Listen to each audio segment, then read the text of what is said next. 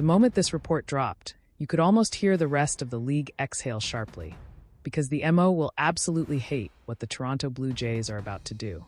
Not dislike, hate.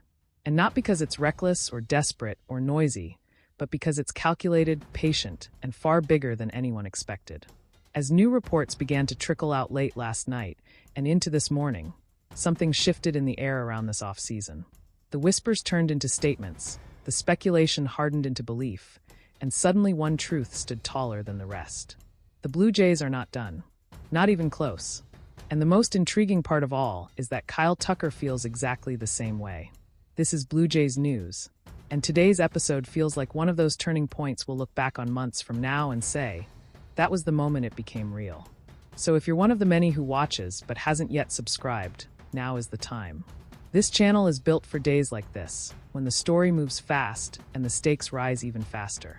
For a brief moment after the Blue Jays made the Kazuma Okamoto signing official, there was a sense across the fanbase that perhaps the music was slowing, that the big dance might be over. The photos dropped, the smiles were wide, the press releases polished, and some fans began to ask the inevitable question. Is this it?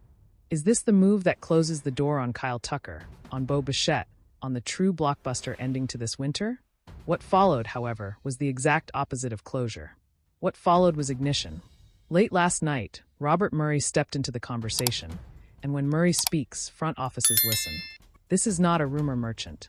This is not a name that drifts into timelines for engagement. This is a reporter who has broken deal after deal, who lives where information is traded in real time, and who is fast becoming one of the most reliable voices in the sport. His words landed with weight. He said he absolutely believes the Blue Jays are still in play on Kyle Tucker and Bo Bichette, and then came the line that changed everything.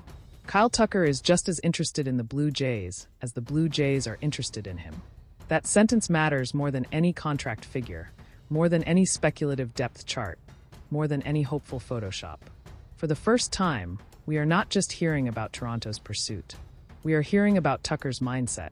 And that revelation sent shockwaves through social media, because mutual interest is the currency of modern free agency. Without it, you're shouting into the void. With it, you're negotiating the future. The timing of this matters as well. Toronto was the first team reported to have met with Kyle Tucker over a month ago. They didn't wait. They didn't lurk. They showed their hand early, and now, weeks later, they're still standing at the table. That alone tells you this isn't performative interest. This is sustained, deliberate pursuit. And when someone like Robert Murray reinforces that, it becomes impossible to ignore. Not long after, Mark Feinsand reemerged with a familiar but still critical note, reiterating that the Blue Jays remain the favorites to land Kyle Tucker, with the Mets, Yankees, and Dodgers lingering in the background. Favorites don't guarantee outcomes, but they do reflect momentum, and momentum in February is often more telling than noise in December. The Mets, according to sources, cannot be ruled out entirely due to their outfield needs. But even there, the language feels cautious rather than aggressive.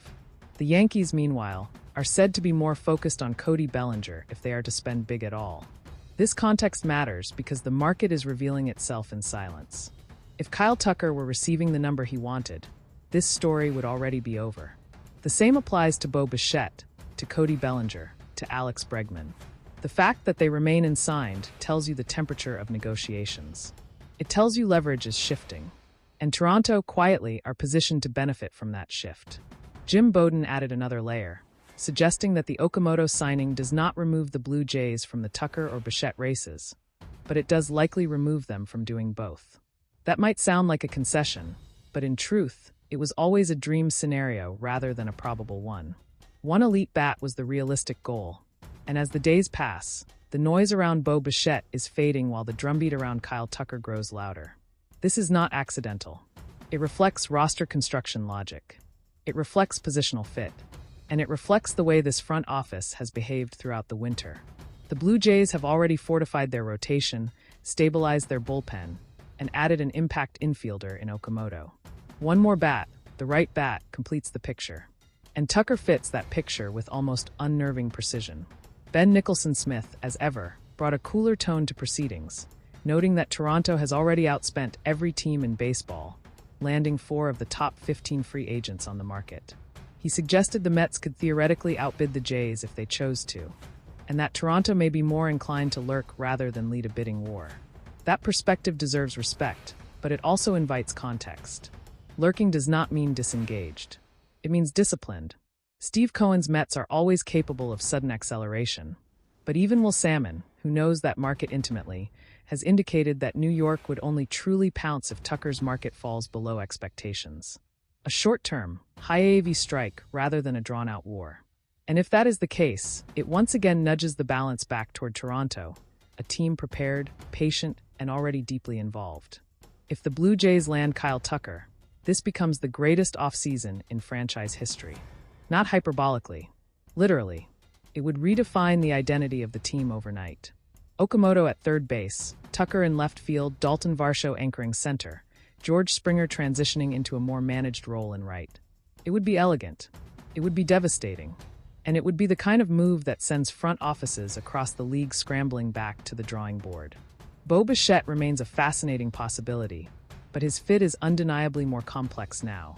Where does Ernie Clement go? How do you balance the infield? How do you justify the redundancy after committing to Okamoto, who is now officially listed as a third baseman for the Toronto Blue Jays? Complexity does not rule Bichette out entirely, but it does make Tucker the cleaner, sharper solution. Even if the Blue Jays do nothing else, this offseason is already an A. 4 of the top 15 free agents is no small feat at one of the 2 remaining elite bats, and it becomes an A+, bordering on historic. That is why these reports matter so much. That is why the confirmation of mutual interest between Tucker and Toronto feels like oxygen hitting flame. Josh Goldberg floated a look at the current projected opening day lineup, and it is already formidable. Springer, Barger, Guerrero Jr., Santander, Kirk, Varsho, Okamoto, Clement, Jimenez. It's a team with depth, balance, and upside. There are questions, of course. Springer's age. Santander's consistency. But there is also room for growth. Barger taking another leap. Jimenez rebounding offensively. Okamoto translating exactly as advertised. So let me ask you, right now, and drop your thoughts in the comments. If the Blue Jays do not add another bat, are you happy with this offseason? What grade would you give it? And while you're there, make sure you like the video, share it with a fellow Jays fan, and subscribe to Blue Jays News for daily updates like this. Because if one thing is clear, it's that this story isn't finished yet. The league is watching. The MO is watching. And somewhere in the middle of it all, Kyle Tucker is watching Toronto just as closely as Toronto is watching him. And that, more than anything else, is why the next few days could change everything.